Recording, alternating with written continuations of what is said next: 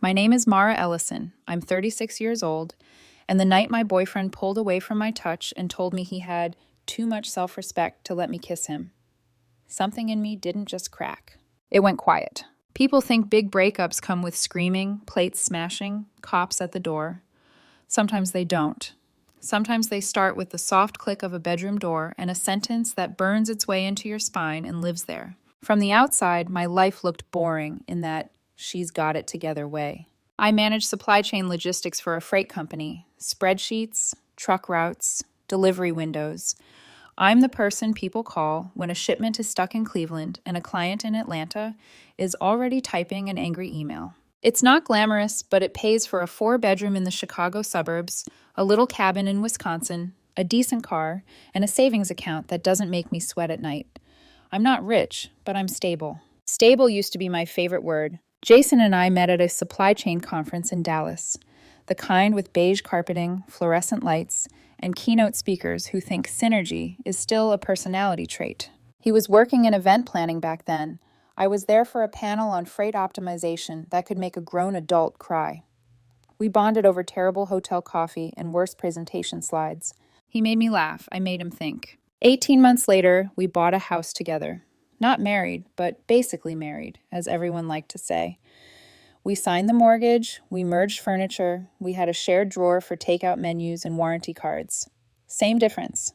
For the first 6.5 years, it was fine, good even. We did Nashville, Austin, a trip to Colorado where I discovered Jason hates hiking but loves cabins with hot tubs.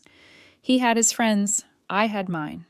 On weekends, we'd hit that restaurant he loved, watch movies on the couch, fall asleep halfway through episodes we both pretended to remember later. Nothing to make you write a country song, but nothing that would make you call a lawyer either. Then, about 5 months ago, something shifted. It started small. They always tell you that, but you don't get it until you're standing in the ruins, replaying tiny moments you shrugged off. Little comments from Jason about how I never put enough effort into date nights. Eye rolls when I suggested cooking instead of ordering in. This new habit of correcting me in front of people like I was a junior intern who shouldn't be left alone with a stapler. We went to Mexico, not Miami, remember? He'd say, laughing, hand on my shoulder, eyes on the room. Mara's mixing up our vacations again. Or, it was my friend Carter, not Carl. You're always confusing names. Harmless, right? That's what I told myself. Then his friend Monica started coming around more. Monica is a realtor with a white Audi and a voice that always sounds like she's 5 seconds away from closing a deal. Divorced twice, collects alimony like some people collect vinyl, and has opinions about everyone's relationship. She'd sit at my kitchen island with her perfectly manicured fingers wrapped around my coffee mug, talking about standards and what a modern woman deserves. Except she wasn't talking to me. She was talking to Jason. Suddenly, Jason was repeating her lines back to me. You don't appreciate me enough, Mara. Relationships should be equal effort. I'm not your employee. I deserve better treatment than this. The first few times I blinked at him. In my head, I was doing the mental math. 60-hour work weeks, mortgage payments coming out of my account, the student loans I'd already paid off, mine and the ones he brought into the relationship. His car in my name, because his credit had been wrecked by some phase he had before we met. But out loud, I stayed calm. Okay, I'd say, tell me what you need. He never had a specific answer, just vibes. Vague resentment wrapped in Instagram therapy language. I figured it was a phase. Maybe he was stressed about turning 31. Maybe Monica was in his ear after her second divorce. Maybe he was just having an identity crisis because my career was stable and his wasn't. So I kept doing what I'd always done. Fix problems. Keep things running. Absorb the hits. Wait it out. It didn't pass. 3 months ago, Jason quit his job. Toxic environment, he said. Before that, he'd left a coordinator position at a nonprofit because the hours were too demanding. Before that, something else, some other excuse. By January, he was unemployed and bored while I was handling shipments from Cleveland to Atlanta. He spent his days at yoga classes and brunch with Monica. I spent mine answering emails with subject lines like urgent. I didn't nag him. I told myself I was being supportive. I kept paying the bills and kept my mouth shut, waiting for him to find his footing. 2 months ago, the bedroom started going cold. It began with him pulling away when I reached for him at night. I'm tired, he'd say, rolling to the far side. Headache, stomachache, long day, stress. Fine, Nobody owes anyone intimacy on demand. I told myself that too. But it became every night. Then it became him flinching when my hand brushed his shoulder. Then it became a full body withdrawal, like I was some live wire he couldn't risk touching. And then came the night. We were in bed, both pretending not to be on our phones. Jason finished his endless scroll first, turned away from me. I put my phone down, leaned in to kiss him goodnight. Nothing dramatic, just a soft, habitual thing we'd done 1,000 times. My hand barely grazed his shoulder. He jerked away like I'd burned him. "Don't touch me," he snapped. His voice could have cut through steel. I respect myself too much for that. I froze there, half leaning over, my hand suspended in the air. "What?" My voice came out small. "Wrong." I hate when my voice does that. "You heard me," he said, still not looking at me. "I respect myself. I'm not just available whenever you feel like it." "I was going to kiss you goodnight, Jason," I said carefully. "That's it." He finally turned around, and there was this look on his face I'll never forget, completely shut down, like he'd been rehearsing the speech in his head and was just waiting for an excuse to use it. "I don't care what you were going to do," he said. "My body, my choice, and I choose not to be touched by someone who doesn't appreciate me." There it was again, that word, appreciate. Something inside me laughed. It slipped out, a short, disbelieving sound that even I didn't recognize. "I don't appreciate you," I asked. "Jason, you haven't worked in 5 months. You spend your days at brunch with Monica talking about how hard life is while I'm sitting in traffic for 2 hours a day dealing with actual emergencies." His face went bright red. "Get out," he said. "Excuse me?" "Get out of this bed. Go sleep somewhere else. I don't want you near me." I stared at him, waiting for the punchline, the "I'm kidding," the sheepish grin. Anything. Nothing came. Just his hand tightening around his pillow like he was the wounded party here. "Fine," I said. My voice sounded different, flat, almost bored. I grabbed my pillow, stood up, and walked to the door. "Good luck paying the bills with your self-respect," I added, very calmly, and shut the door behind me. The guest room mattress was firmer than ours. I lay on my back, staring at the ceiling, listening to the house settle. It felt like the walls were waiting to see what I'd do. 10 minutes, 20, 30. He moved around on the other side of the house, his footsteps in the bathroom, the water running, drawers opening and closing. His ordinary routine, as if he hadn't just detonated 7 years of basically marriage over a goodnight kiss. I didn't cry. I didn't run back in to fight. I just lay there and felt something slide into place. This isn't a phase, I thought. This isn't stress. This is him rewriting the rules and expecting me to play along. And for the first time in months, another thought appeared right behind it. I don't have to. I picked up my phone and scrolled through my contacts until I hit Carter. "Me. You around tomorrow? Need to grab a drink and talk." He replied in less than a minute. Carter. "Yeah, everything good?" I stared at the screen for a second, then typed back. "Me. Define good." I set the phone down on the nightstand. Outside, a car drove past, headlights cutting briefly across the guest room ceiling. I'd spent 5 months playing defense, blocking his shots, absorbing his hits, trying to minimize damage. As I lay there in the silence of my own house, in my own guest room, it hit me. That was over. I was done defending. And like it or not, I'm very good at playing offense. The next morning, my alarm went off at 6 a.m. like nothing had happened. That's the rude thing about routines. Your life can be on fire, but the clock still expects you to get up, shower, and clock in on time. I blinked at the ceiling of the guest room for a few seconds, remembering where I was, why I was there. The pillow under my head still smelled like fresh laundry instead of the faint mix of Jason's cologne and my shampoo. For once, that was a relief. I swung my legs out of bed, my body moving on muscle memory while my brain lagged behind. Shower, guest bathroom, different mirror, same face. I looked normal. Hair a little messy, eyes a little tired, but no puffy red lids, no mascara streaks. I hadn't cried. There was something terrifyingly final about that. Downstairs, the house felt wrong, too quiet and too loud at the same time. I could hear the hum of the fridge, the tick of the clock over the fireplace, the furnace kicking on. Every sound a reminder of the bills with my name on them. Jason was already in the kitchen, leaning against the counter in joggers and an oversized sweatshirt, scrolling his phone like he was auditioning for a commercial about commitment issues. He didn't look up when I walked in. "Morning," I said, just to see what happened. Nothing. He kept scrolling. I filled the kettle, set it on the stove, opened the cabinet for coffee. My hands moved automatically, reaching around him for the mug cabinet like we were just two people sharing a kitchen instead of one person being evicted from her own bed. The silence stretched. "We doing the silent treatment now?" I asked casually. "I don't have anything to say to you," he replied, eyes still glued to his screen. There it was. If last night was the slap, this was the echo. "Cool," I said. "Then don't wait up for me tonight. I won't be home." That got his attention. His eyes flicked up, sharp. "What?" "Poker night at Carter's," I said, pouring coffee. He texted. I said I'd go. "On a Thursday?" He scoffed.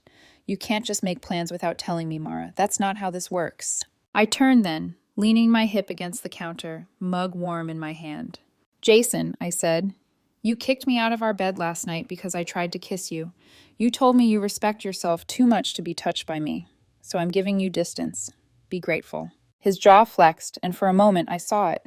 The flicker of uncertainty, like maybe, just maybe, he'd pushed too far. Then his expression smoothed, and he put the mask back on. "I'm just asking for basic respect," he said. "Couples communicate. You don't get to just do whatever you want." I took a slow sip of coffee. "Watch me." I rinsed my mug in the sink, grabbed my bag, and walked out the door before he could say anything else. Outside, the air was cold enough to bite.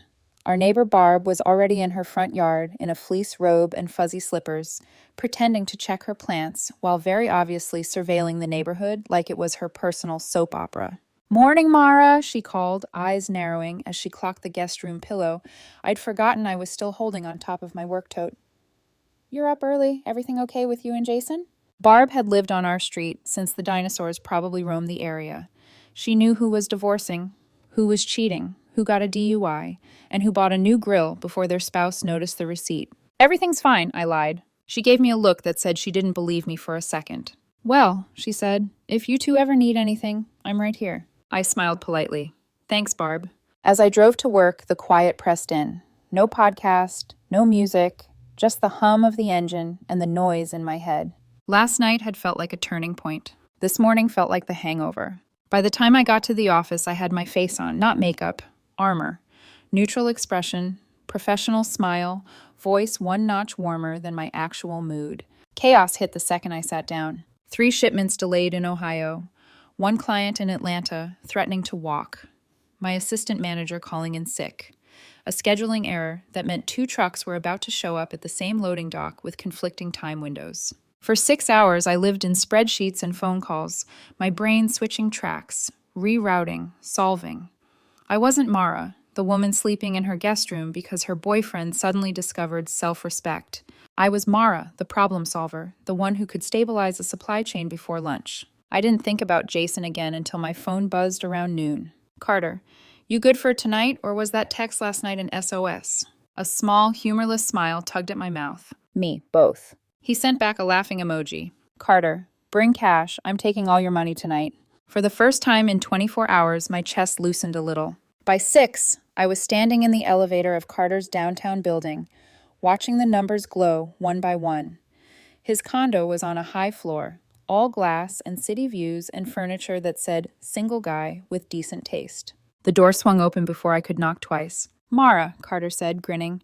"You look like garbage. Come in." I stepped inside, exhaling the day. The place already smelled like takeout and beer. The big TV was muted, some game playing in the background.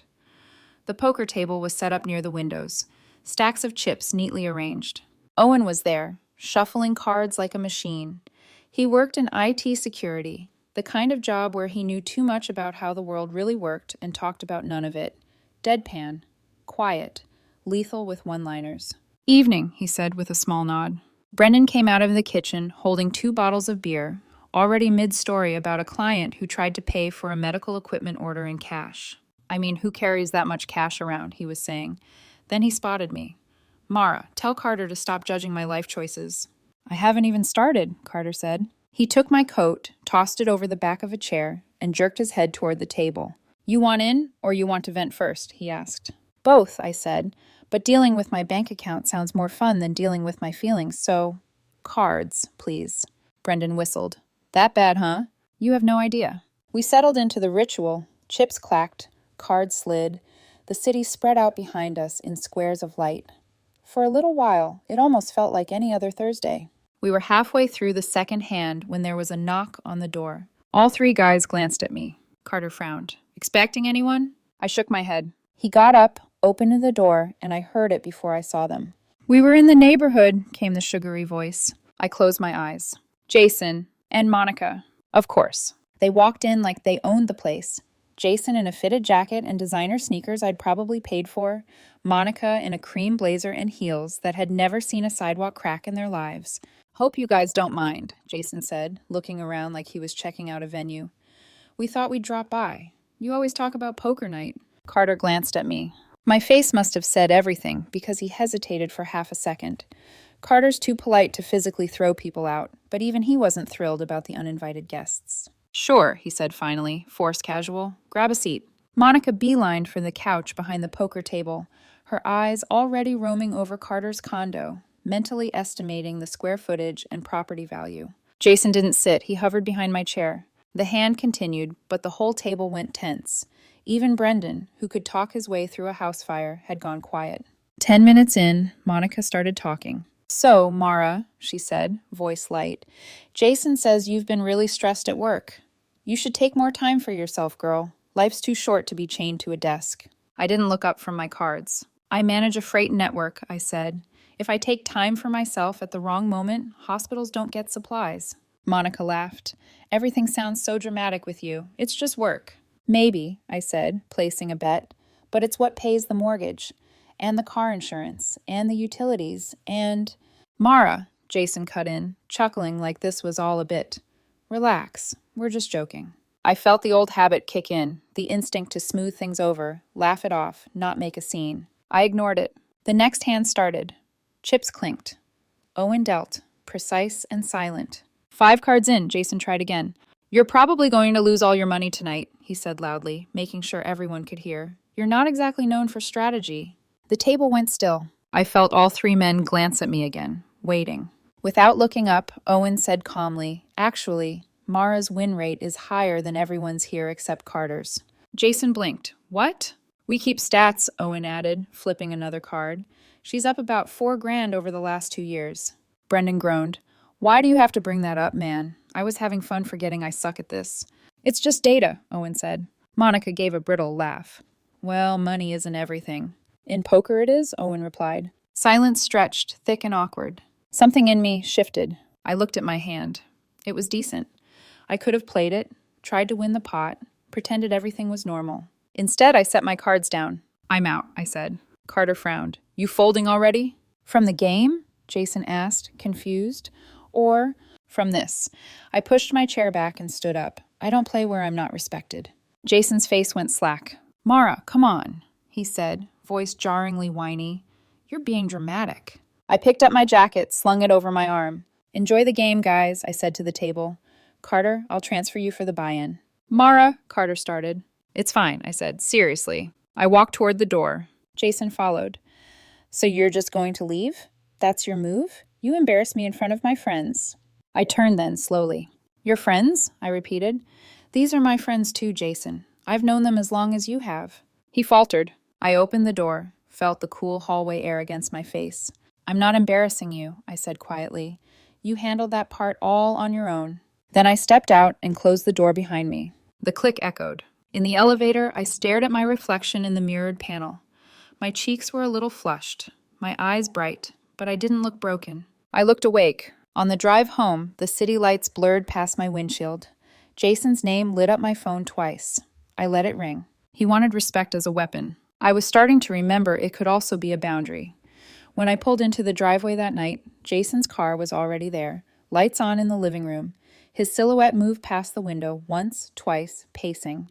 Good. Let him stew. I stepped inside quietly, bracing for round 2, but he was already waiting in the hallway, arms crossed, expression tight like he'd been rehearsing this. Really, Mara? He snapped. You just walked out and left me there? I dropped my keys into the bowl by the door. You showed up uninvited to my friend's game night and started taking shots at me in front of everyone. That's on you. His mouth fell open like he hadn't expected me to have a point. I was trying to spend time with you, he said, raising his voice. You didn't even ask if it was okay for me to come. No, I said, heading for the stairs. You weren't trying to spend time with me. You were trying to prove something to Monica. Maybe to yourself. I'm not playing that game. You can't just walk away. We need to talk about this. Not tonight. I stopped halfway up the stairs. I'm sleeping in the guest room again. You figure out what you want from this relationship, because I'm done guessing. He said something else. I didn't stay to hear it. I closed the guest room door and felt the quiet swallow me whole. This time, the silence wasn't lonely. It was a boundary. Jason was gone before I woke up the next morning. No note, no apology, just his absence filling the space where the tension had been. Fine by me. I made breakfast, eggs, toast, coffee, enjoying the quiet like it was a luxury hotel. No snide comments, no sighs, no eyes rolling at my existence. By 10 a.m., I had settled into the rhythm of a normal Saturday morning when my phone rang. Unknown number, Milwaukee area code. Against my better judgment, I answered. Mara, came the sharp, judgmental voice. It's Caroline. Ah, Jason's mother. The woman who never missed an opportunity to remind me I was overly independent, too focused on career, and not warm enough. Hi, Caroline, I said flatly. Jason called me this morning, she said, urgency creeping into her voice. He's very upset. He says you've been emotionally distant and sleeping in another room. What exactly is going on over there? I closed my eyes. Of course, step one of Jason's survival strategy. Call his mother. I was at Carter's last night, I said calmly, and Jason showed up uninvited. Then he spent the evening insulting me in front of my friends. That doesn't sound like my son, she replied instantly. He says you embarrassed him. He says he feels unsupported. Caroline, I said, cutting her off before she could recite the rest of the script. If Jason deserves better, feel free to tell him to go find it. Silence. Excuse me? She finally snapped. I'm done being lectured by you, I said. Have a great day. She inhaled sharply. Then I hung up. The satisfaction lasted about 12 seconds before the knock came. 3 sharp taps. I opened the door, and there was Barb. Her gray hair was pulled into a lopsided bun. She held a mug that said World's Best Neighbor in faded red letters. Her expression was eager. I saw Jason leave with suitcases this morning, she said. Everything okay? Of course she saw. Barb probably had a spreadsheet tracking every movement on the block. He went to his mother's, I said, keeping my voice neutral. Barb stepped past me, without waiting for an invitation, and sat on my porch step. It's always about who's more stubborn, she declared. You want this to work? You outlast him. What? I blinked. You stay put, she said, wagging a finger. You don't chase. You don't apologize. Men like that crumble when they run out of runway. I pinched the bridge of my nose. Barb, I said, I'm not trying to outlast anyone. I'm tired of being the enemy in my own home. She stood up, patting my shoulder as if I were her niece in a school play. Then maybe stop defending and start attacking. She walked away before I could reply. Attacking. Interesting choice of words. Jason came back 2 days later, with Caroline in tow. I watched from the kitchen window as they got out of the car. He looked sheepish. She looked like she was about to inspect a crime scene. The moment she walked through the door, she started rearranging throw pillows like she owned the place. Mara, she said, not bothering to look at me. We need to talk. No, I said, we don't. She blinked, as if shocked anyone had ever told her no. I'm his mother, she said. I have a right. You're a guest, I said. Act like it or leave. Her face turned a shade I can only describe as boiled beet. Jason stepped between us. See, he told her, voice tense. This is what I'm talking about. She's hostile to everyone. Caroline's chin lifted. Someone needs to be. You clearly don't appreciate what you have. I exhaled once, long and slow. Then I grabbed my keys. I'm going to the cabin, I said. You two can have the house. You can't just leave, Jason exclaimed. Watch me. I walked out without another word. The drive to Wisconsin was exactly 2.5 hours. I didn't turn on the radio, didn't check my phone, didn't replay arguments. The farther I got from the suburbs, the lighter I felt. By the time I pulled up to my cabin, the sun was low and the trees were whispering in the wind like they'd been waiting for me specifically. The cabin was small, rustic, and quiet. Exactly what Jason hated and exactly what I needed. I spent the weekend on the dock, fishing with a cheap rod, letting minnows steal my bait, reading half a novel, and eating cereal straight from the box. I didn't miss him. Not once. Not even a flicker. That was the loudest sign of all. By Sunday night, when I started the drive back, the decision was sitting in my chest like a stone. Not heavy, but solid. When I walked through the door, the house was silent. Caroline was gone. Jason was in the living room, arms crossed, face stiff. We need counseling, he said instantly. I found someone. Friday afternoon. No, I replied. Mara, we need help. No, I said again, louder. You need to decide what you want from this relationship. I'm done being your emotional punching bag while you figure yourself out. He scoffed. I'm trying to fix this. By ambushing me with appointments I didn't agree to? I asked. By dragging your mother into our arguments? That's not fixing anything. He opened his mouth to argue. My phone buzzed. Carter. Monica's throwing a barbecue Saturday. You and Jason invited. Want me to make an excuse for you? I stared at the screen for a second, then typed, No, I'll be there. Carter. This is going to be fun. I pocketed my phone and looked at Jason calmly. Saturday should be interesting, I said. Then I walked upstairs. I didn't slam the door behind me. I didn't need to. The silence did the job. Saturday arrived with a kind of thick, humming tension, like the weather before a storm.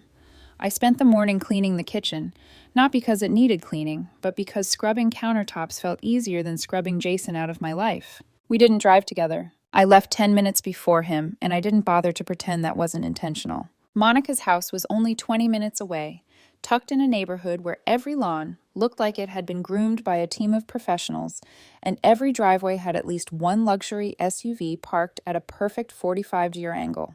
I parked down the street, took a deep breath, and walked in through the side gate. Her backyard looked like the set of a lifestyle influencer's sponsored post, an in-ground pool with a waterfall feature, an outdoor kitchen with multiple grills, fairy lights strung between trimmed hedges, and a bar cart that probably cost more than my entire dining room. Carter and Owen were already standing near the grill, plates in hand, watching Monica flit around like a hummingbird with expensive highlights.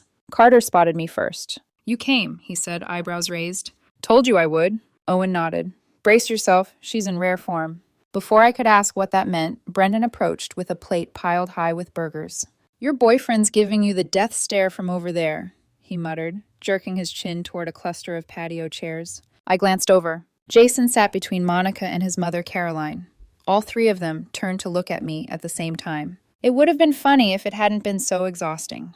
Awesome, I said dryly. Should have brought popcorn. About an hour in, the food was ready, and the yard was buzzing with conversations. People mingled around the drink cooler, someone's kid splashed in the pool, and Jason kept glancing at me like he was waiting for the right moment to start something. He didn't have to. Monica did it for him. She clapped her hands suddenly, loud enough to cut through the chatter. Mara, she called across the yard, voice syrup-sweet but loud enough to turn heads. Can you help Grace? Sorry, I mean Jason. Bring out the dishes? A ripple of confusion went through the crowd. She laughed, waving it off. Sorry. Habit. So many clients with similar names. Anyway, can you bring the dishes out? We need extra hands. It wasn't a question. It was a command, issued publicly, in front of 50 people, testing me, seeing if I'd still jump when she snapped her fingers. Half the yard turned to look at me. Carter froze with tongs midair. Owen's eyebrows climbed so high they practically left his face.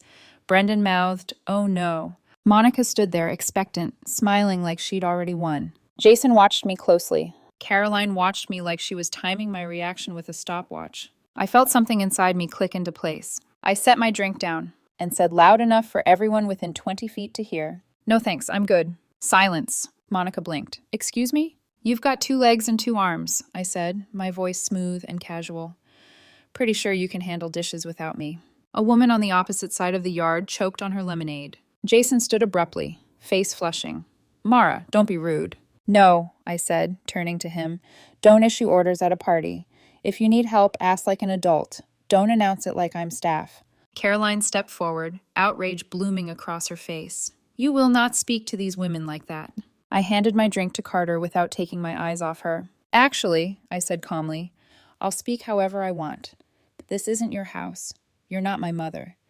And I'm done pretending you have any authority over me." The yard was dead silent. Even the waterfall feature seemed to hush in anticipation. Jason's face had gone from red to purple.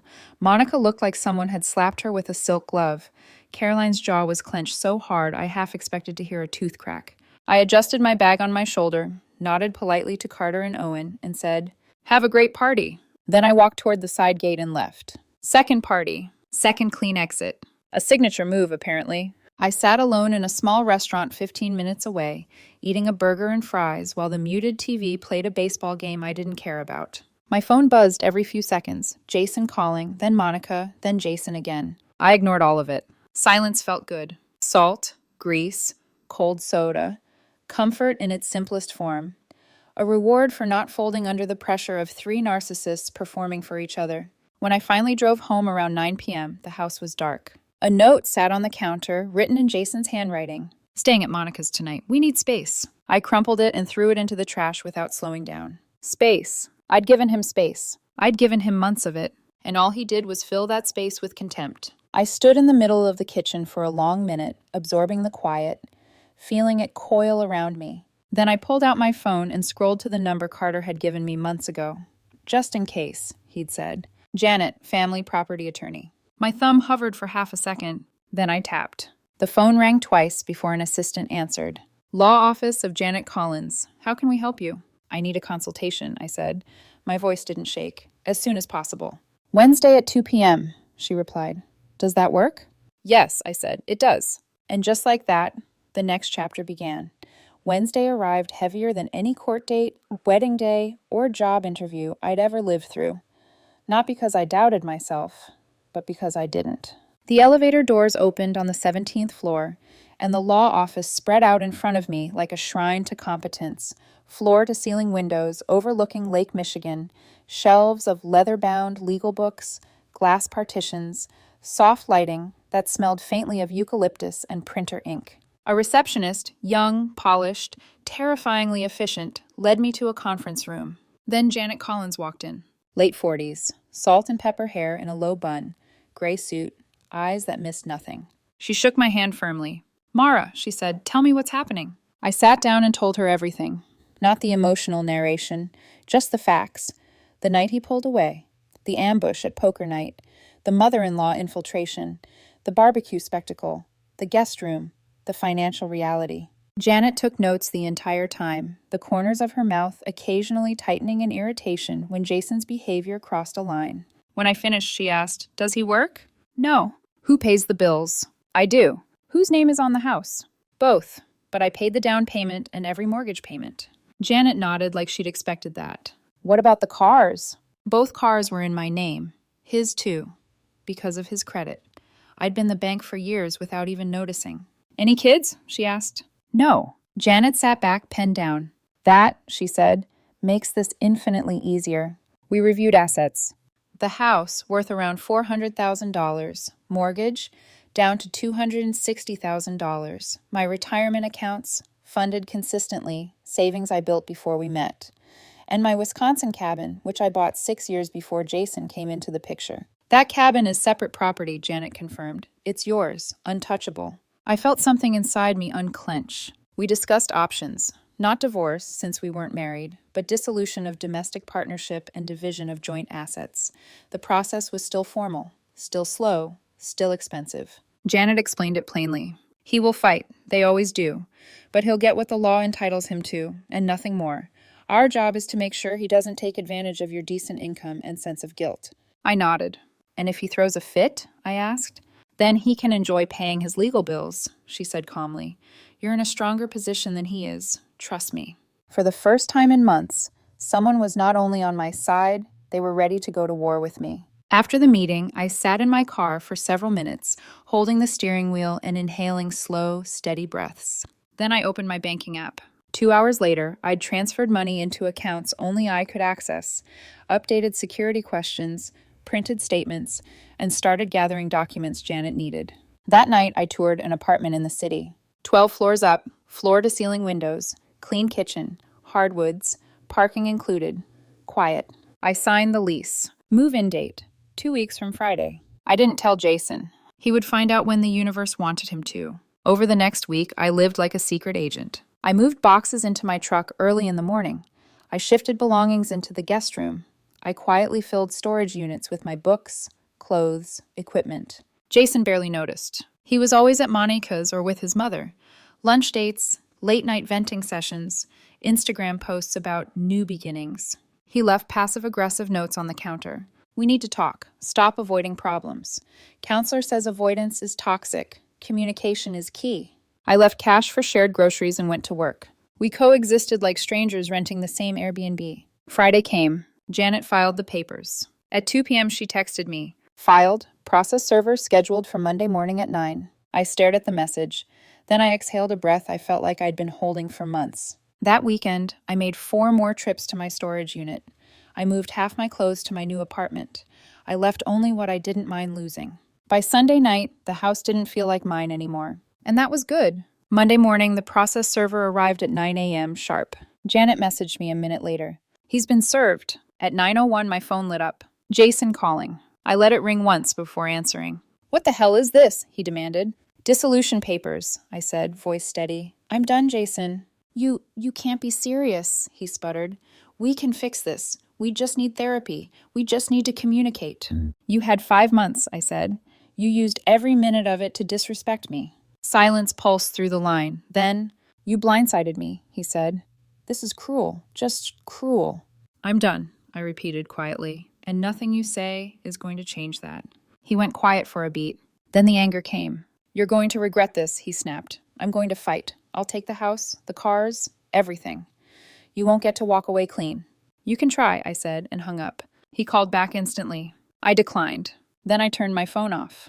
That evening, I stood in my new apartment, surrounded by half-unpacked boxes, looking out at the city lights. Silence felt different here. Relaxed. Earned. My chest rose and fell in a steady rhythm I hadn't felt in years. I made a cup of tea, sat on the floor, and leaned back against a wall that still smelled faintly of fresh paint. For the first time, the future wasn't something to brace for. It was something to step into.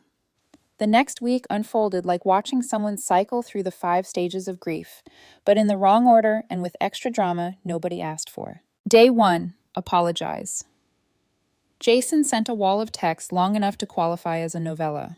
"Mara, I've been thinking. I realize now I haven't been myself. I've been under pressure. I didn't appreciate you. I didn't value us. I want to fix this. I'll change. I'll do whatever you need. Please, let's talk." I didn't respond. Day 2, bargain. He showed up at my workplace parking lot with coffee. Like a rom-com villain. "Mara, just 5 minutes," he pleaded, moving to block my path. Security escorted him off the premises. He waited in the lot for an hour before giving up. Day 3, delegate. Monica ambushed me at a coffee shop near my office. She slid into my booth uninvited, wearing sunglasses indoors like she was avoiding paparazzi. "Mara, babe," she started. "Jason is hurting. He's just scared. He made mistakes. Men do that. What matters is forgiveness." I stood, picked up my coffee, and walked out mid-sentence. She stared after me like I'd violated the Geneva Convention. Day 4, attack. My text shifted from heartfelt apologies to venom. "You quit. You're weak. You gave up on us. You're throwing away everything. I'll make sure everyone knows what you did." I blocked his number. Day 5, recruit the flying monkeys. Mutual acquaintances, people I barely remembered existed, started messaging me. "Mara, give him a chance. Relationships take work. You're being too harsh. Be compassionate." Monica says Jason is devastated. Block, block, block. Day 6, smear campaign. Jason posted vague quotes on social media about betrayal, cold-hearted partners, and losing someone who didn't appreciate love. Monica reshared every post with captions like, "Men deserve loyalty too. Some women only care about money." Friends screenshot everything and sent it to me, waiting for my reaction. I gave them none. I simply texted, "Let him talk. The truth comes out eventually." By the time day 7 arrived, I almost expected the chaos. Carter texted me, "Heads up. Jason is telling people you abandoned him for no reason. Just FYI." I replied, "Let him tell whatever story helps him sleep. I'm not engaging." He responded with a shrug emoji and a promise to bring beer next time he visited. A few days later, on Friday, Janet called during my lunch break. "He wants the house," she said dryly, "and support, and half your retirement." I snorted into my salad. "Of course he does." "I told his lawyer," Janet continued, "that he's free to want whatever he likes. Legally speaking, he'll be disappointed." What's our next move?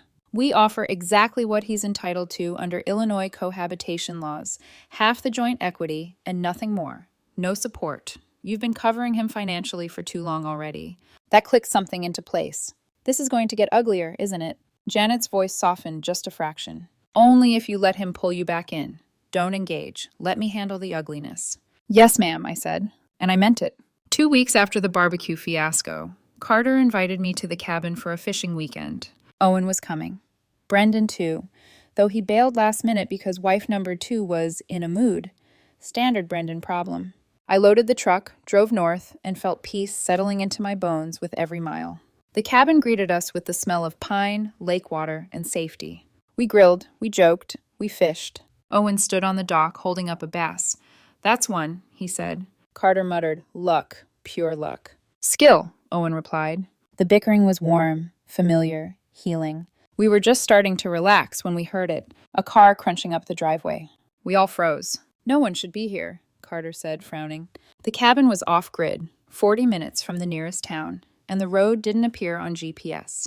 The front door of the car slammed. Heels clicked loudly on gravel. Owen whispered, "Uh-oh." Then, "Mara!" The voice battered the stillness of the lake. Jason came tottering around the corner wearing a cocktail dress shirt, half untucked, mascara-smudged eyes, and stilettos. Stilettos. He'd clearly come straight from some high-end bar or restaurant. He was swaying on his feet, hair messy, eyeliner blurred, looking like he'd sprinted through a windstorm of regret and vodka. He pointed at me with a trembling finger. "We need to talk right now," Carter whispered. "Should we leave?" I shook my head. "No, stay. This'll be entertaining." Jason teetered on the edge of the dock, wobbling dramatically. "You can't just ignore me," he spat. "I'm your partner." "You're my soon-to-be ex," I said calmly. "And you're trespassing. This cabin is mine." "You ruined my life," he screeched. "Jason," I said patiently, "you humiliated yourself at poker night. You brought your mother into our fights. You let Monica weaponize you against me. You told the world I abandoned you. And you kicked me out of my own bed for trying to kiss you." Carter nodded slowly behind me. "She's not wrong." Jason's mouth moved, but no words came out. "You love the lifestyle," I continued. "Not me." "That is not true," he said, voice cracking. I loved you." "Then you should have acted like it." He took a shaky step forward, too shaky. Owen winced. "Oh no." Jason's heel caught between two dock planks. For one glorious second, physics paused, giving him a chance to defy gravity. He flailed his arms like a baby bird struggling to take flight. Then, wham! Face first into the dock. The sound echoed across the lake. One heel flew off and sailed into the water with a soft plop. Carter doubled over, wheezing. Oh my God." Owen already had his phone out. Jason pushed himself up, wood splinters stuck to his cheek, hair hanging in wet strings. He looked like he'd fought a ceiling fan and lost. "Screw all of you," he slurred. "Are you filming me?" He tried to scream, but it came out like a hiccup. "Delete it," he demanded. Owen swiped a few times. "No. This is quality content," he said. Carter collapsed onto the dock, laughter shaking him like a seizure. Jason staggered up, realized he had only one shoe, took it off, and chucked it at me. He missed by 4 feet. The shoe sank next to its twin. "Now you're littering," Owen said. "Should we call the DNR?" Jason groaned, limped barefoot to the gravel driveway, and collapsed dramatically into the passenger seat of his car. Carter stared. "He's not driving like that." "No," I agreed. "He's not." Carter ordered an Uber. When it arrived, the driver stepped out, took one look at Jason's twisted dress shirt, smeared eyeliner, scraped knee, and swollen face, and froze. Carter tipped him extra and explained, "He's upset, not abused." Jason sobbed the entire ride as the Uber drove away. His car remained in my driveway. His dignity stayed somewhere on that dock. Both of his shoes were now at the bottom of my lake. We fished for another hour. Every few minutes, Owen would laugh at something on his phone. "This," he said finally, holding up the video, "is the best thing I've filmed since my nephew's birthday party when the clown got attacked by wasps." By the time the sun set, the lake had smoothed into glass. The world felt right. Jason had come to fight. Instead, he'd fallen apart. And finally, I understood. I wasn't the villain in his story. I had simply stopped playing a role he'd written for me. 6 months later, it was over. Not suddenly, not cleanly, but finally. The legal process moved the way all legal processes do. Slowly, expensively, and with a level of pettiness only grown adults with lawyers can achieve. Jason filed objections, counter-objections, emailed long statements about emotional damages, and tried to argue he'd given me the best years of his life. Janet shredded every claim like a paper shredder with a personal vendetta. He wanted the house. He wanted my car. He wanted support because I undermined his career opportunities. He wanted half my retirement, including contributions from before we met. The judge barely hid her boredom. Jason was capable of employment, she wrote. Support denied. The cabin is separate property. Claims of emotional distress unsubstantiated. Division of jointly held assets only. He received exactly what the law entitled him to. and not 1 cent more. Half the house equity after selling costs. Half of the retirement contributions made during our years together, not before. His car, which had always been in my name. My total legal fees, $8,000.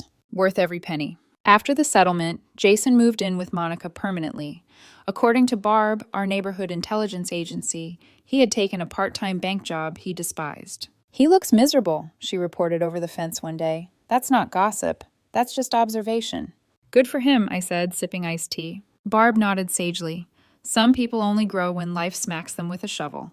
I wasn't sure if she meant Jason or me. Maybe both. Caroline called me once. Just once. She didn't say hello. She launched straight into fury. Mara, you destroyed my son's life. He gave you everything he had, and you threw him away like garbage. I hope you're proud of yourself. I waited until she finished. Then I said calmly, you should have taught your son not to bite the hand that feeds him. Then I hung up.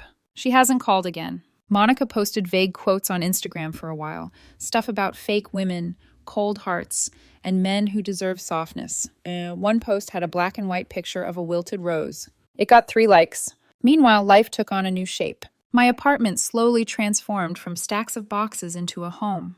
Plants in the windows, a simple coffee table, a soft rug, quiet mornings with sunlight pouring in. I went to the cabin on weekends, alone sometimes, with Carter and Owen other times. We fished, grilled, and ignored the outside world. Brendan came occasionally, always complaining about the alimony payments to wife number 1 and the emotional chaos with wife number 2. That's what you get for collecting spouses like Pokemon, Carter told him once. Owen nodded. Gotta catch none of them. I didn't start dating. Not because I was broken, because I wasn't. I liked waking up without tiptoeing around someone else's mood. I liked watching a movie without commentary about how I never relax correctly. I liked spending money on myself without calculating whether I'd need to cover someone else's bills. I liked quiet. For the first time in years, quiet didn't feel like abandonment.